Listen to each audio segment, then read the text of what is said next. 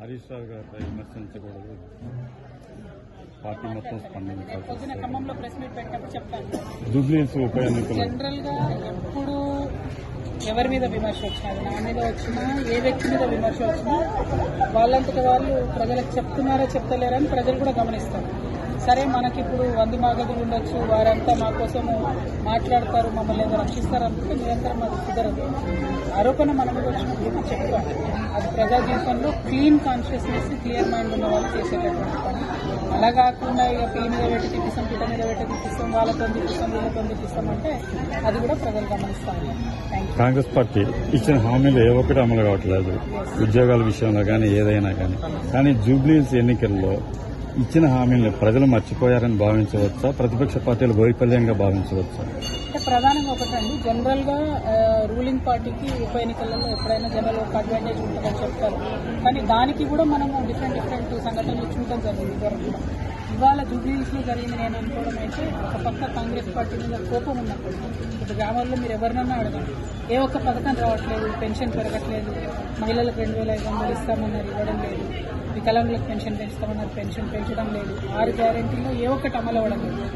అయినా జూబ్లీహిల్స్ లో కాంగ్రెస్ గెలిచినట్టు కేవలం అది ప్రతిపక్షాలు, భారతీయ జనతా పార్టీ కావచ్చు, టీఆర్ఎస్ పార్టీ కావచ్చు, అనుకున్న స్థాయిలో ప్రజల సమస్యలను ఎండగట్టడంలో, ప్రజల పక్షాన నిలబడడంలో విఫలం చెందారని చెప్పి చాలా స్పష్టంగా అర్థమవుతా ఉంది.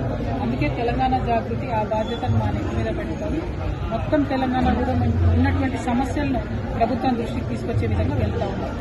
బలంగా ప్రజల మధ్యలో నిలబడి ప్రజలకు ఇచ్చిన 6 గ్యారెంటీలు ఏమైనా ఎందుకు వస్తలేదు, 200 యూనిట్లు కరెంట్ అన్నారు, గ్యాస్ బండ్ అన్నారు, ఏది కూడా రాని పరిస్థితి. వీటన్నిటి మీద కూడా నిరంతరం ప్రభుత్వాన్ని నిలదీస్తూ మేము ముందుకు సాగుతాం. మేడం, రాష్ట్ర రాజకీయ పరిస్థితుల దృష్ట్యా కల్వకుంట్ల కవిత గారు పార్టీకి విరామం ఇస్తున్నారని భావించవచ్చా?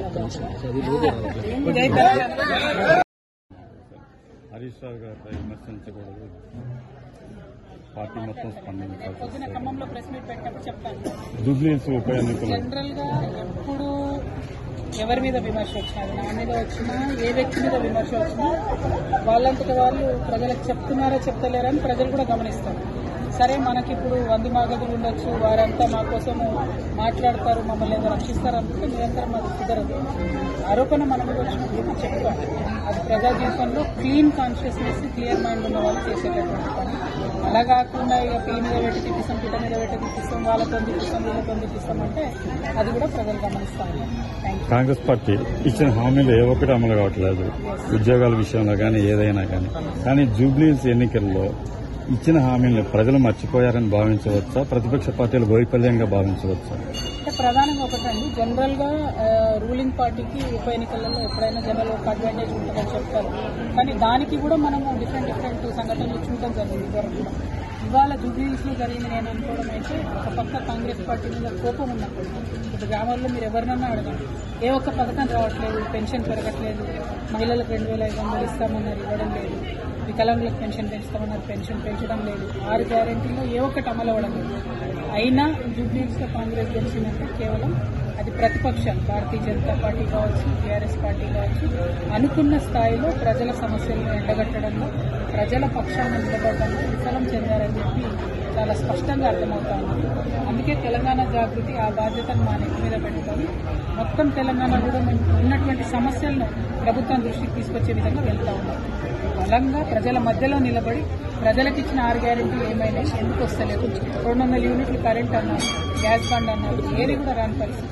వీటన్నిటి మీద కూడా నిరంతరం ప్రభుత్వాన్ని నిలదీస్తూ మేము ముందుకు సాగుతాం. మేడం, రాష్ట్ర రాజకీయ పరిస్థితుల దృష్ట్యా కల్వకుంట్ల కవిత గారు పార్టీకి విరామం ఇస్తున్నారని భావించవచ్చా?